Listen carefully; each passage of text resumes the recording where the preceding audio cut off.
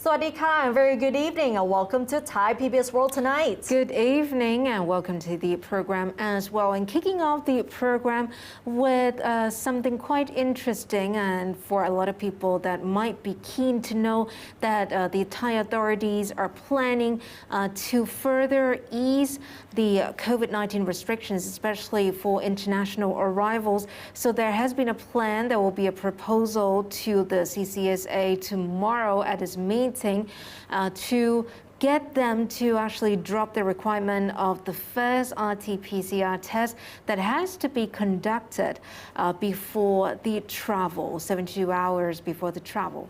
So the Public Health Ministry will propose that the CCSA further ease COVID-19 restrictions by doing away the requirement for arrivals from overseas to take an RT-PCR test 72 hours before departure.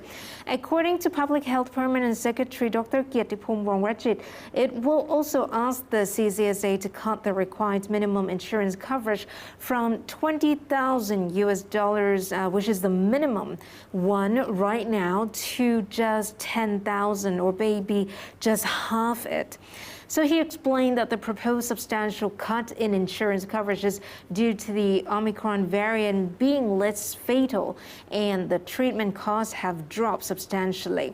But he said the ministry will not ask the CCSA to ease face mask requirements in public parks tomorrow, as earlier reported, and noting that this is just part of the relaxation plan as we head into the post-pandemic period, also known as the endemic period, or making COVID-19 endemic disease in the next 4 months, especially provided that there is no outbreak of a new and serious strain of COVID in the meantime. And even if Thailand enters this endemic or post-pandemic period, he said the self-protection is still necessary to prevent infection clusters, but restrictions can be further relaxed, such as in public parks, which should be, according to them, the first public venues in which face mask requirements can be relaxed, including how the limitations on public gatherings in the past can also be eased. And regarding foreign arrivals under the Test and Go program, Dr. Kietiphum said basically the arrivals are required to undergo only one RT-PCR test upon arrival on the first day, and then a self-administered rapid antigen test on the 5th day of that stay. That's actually also, further gradual, part of the further gradual ease of restrictions, because, for example, the minimum travel insurance coverage was originally set at 50,000, is now dropped to 20,000, for example, and the RT-PCR test used to be actually 2 tests required, and especially on the 5th day, but now relaxed to just rapid antigen tests that can be self-administered. Yeah, and this will be a lot easier for the foreign arrivals as well, with only one RT-PCR test and just an ATK test on their 5th day of their stay in Thailand. Now let's move on to another drama related to Lisa of Blackpink, who recently became the newest brand ambassador for a famous whiskey brand. However, it looks like some of the authorities are not happy with it, especially those who actually shared Lisa's photos with the liquor on it as well. So the Office of the Alcoholic Beverage Control Committee will seek an explanation from those responsible for posting an advertisement of a brand of liquor on Facebook using Lalisa Manoban as its brand ambassador. The Disease Control Department Deputy Director General said on Wednesday that the department had received several complaints over the advertisement in question.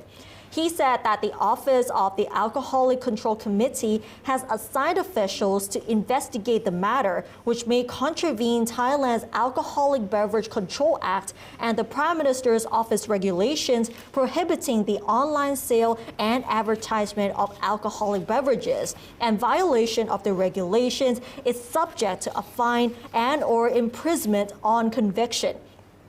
Meanwhile, the same office has posted on the office's Facebook page advising Lisa's Thai fans about how to share the advertisement in a way that is not illegal. The recommendation is to share only the image of the singer without any picture or logo of the alcoholic beverage by blurring the beverage or its logo, and to avoid sharing any of the messages that promotes the liquor. However, these regulations have always been criticized by members of the public who argue that they do not seem to have significantly reduced the alcohol consumption in Thailand. And according to the World Health Organization, the average pure alcohol consumption per capita recorded in Thailand only decreased from 6.9 liters in 2010 to 6.6 liters in 2016. However, when combined with the unrecorded figures, the total amount actually increased from 7.6 to 8.3 liters. And to compare with other countries, Thailand's figures are also much lower than elsewhere, such as in the European Union, which recorded at around 11.3 liters in 2016. And it looks like Thailand and many of the countries are quite sensitive with the advertising of alcoholic beverages because they believe that if we advertise it, it would encourage people to keep drinking, and it may also encourage people to drink irresponsibly as well. But speaking of that, with the blurring of the alcoholic ads and anything else, it doesn't really reduce that problem, because speaking of other issues, so if it's something quite similar like cigarettes, for example, we see gruesome images of the side effects from smoking, but then people still keep smoking anyway.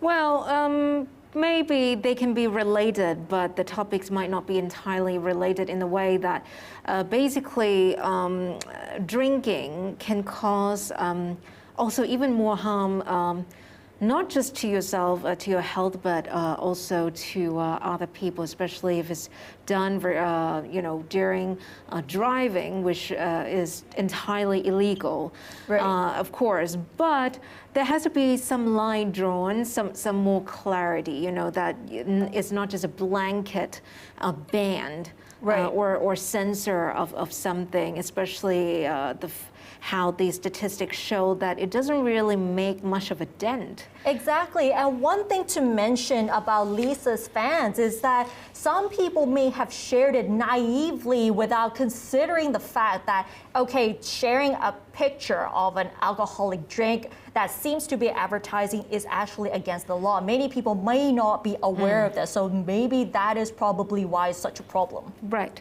Moving on now to another serious issue, which is a problem of hazing or violence at university.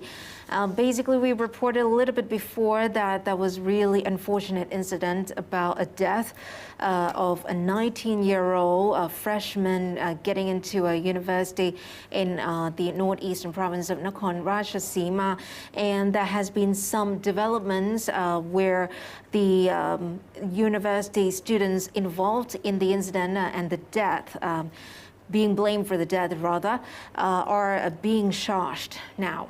So 7 university students have so far been charged with assault, causing death of another person in a fatal university hazing ritual involving students from Rajamangala University of Technology, Isan.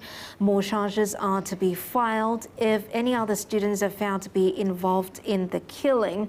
And about 30 more first and second year students from the university were escorted to the district police station to give statements. According to Vice Rector for Student Affairs at the university, the institution has been fully cooperating with the police in their investigation into the perpetrators. who he said must be brought to justice. So the 19-year-old student known as Brahim was allegedly beaten unconscious by his seniors during a hazing ritual held at a location about 10 kilometers from the university on Sunday night. He was later rushed to a hospital and then he was pronounced dead. The vice rector also said the university has informed the victim's family, who lived in the south, that it would take responsibility for all the expenses incurred in returning his remains to his home for the funeral and also compensation for the family. So one may wonder what happened. So the university insisted that the hazing ritual activities have been banned already.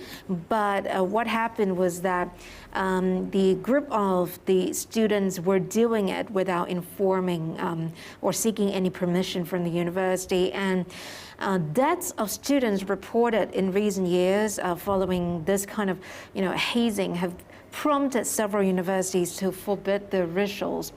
And people growing up in Thailand and being educated in Thai universities might see this as a familiar thing that has been done basically nationwide.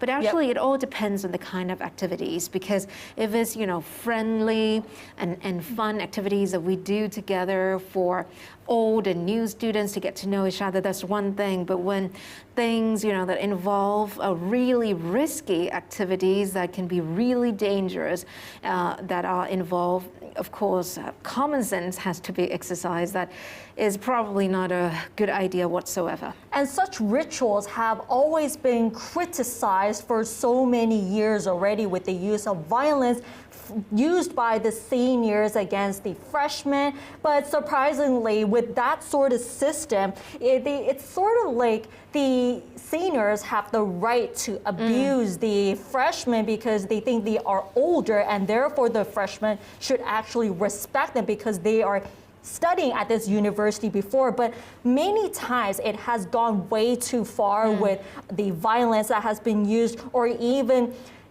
coming up with activities that deem to be sexually explicit as well. But it is still nice to see that many of the universities have banned such acts already and are taking action who actually still use them outside of the campus. Right, and it has to be borne, in mind as well, as you said, Kunat, that the whole thing about seniority is basically we just have to treat each other with respect, no matter the age. Even though some who are older might have more experience and such, but it can be done in totally different ways. So basically, the mutual respect is the most important thing. And just because you're older than someone, or if you're studying at a university before other people, doesn't mean you have the right to use that power to abuse others. And now let's move on to local politics. The current Bangkok governor, Aswin Kwanmueang, hinted today that he may quit his post to compete in the Bangkok elections, which is set for May 22nd as an independent candidate. So a rumor is making the rounds at the city hall that the incumbent governor, who was appointed by the military junta's National Council for Peace and Order, may make an important announcement at a press conference scheduled for March 24th or the 25th. Reporters asked him whether he will announce his resignation to join the Bangkok governor race, but Aswin did not respond to the question directly. And as we reported, the Election Commission has already set May 22nd for the Bangkok governor and councillor elections in 50 districts of Bangkok, as well as the elections of Pattaya City Mayor and 24 councillors in 4 constituencies, but is yet to make the formal announcement. The local elections in May will actually be the first in 9 years, and the last elected governor, Mom Rajawong Sukhupan Buripat of the Democrat Party, was removed from his post by the then military junta, and then he was replaced by Aswin Kwanmueang. Apart from Aswin, several candidates have already announced their readiness to contest in the Bangkok governor election, which promises a very fierce competition. So if we give you a recap, the known candidates for this election would be the former Transport Minister Chatat Sithipan, Dr. Suchatwi Suwansawat, who's from the Democrat Party, Wirod Lakana Dison from Move Forward Party. There's also the former Senator Rosana Tositragun, as well as the former Deputy Bangkok Governor Sakunti Patiyakun, who will be competing in the Bangkok governor elections. And we'll have to wait and see on May 22nd who will be the next to be actually the governor of the city. And of course, coincidentally, this also marks the 8th anniversary of the May 2014 coup as well. So an election to mark the anniversary of the coup. How ironic. But of course, an election is something that is one of the important elements of democracy. So it's quite really exciting for Bangkok people and people in Pattaya as well. And ending the program with an economic story, as you can see that the prices of oil are now skyrocketing due to several factors, but of course also because of the ongoing war in Ukraine and with sanctions in Russia.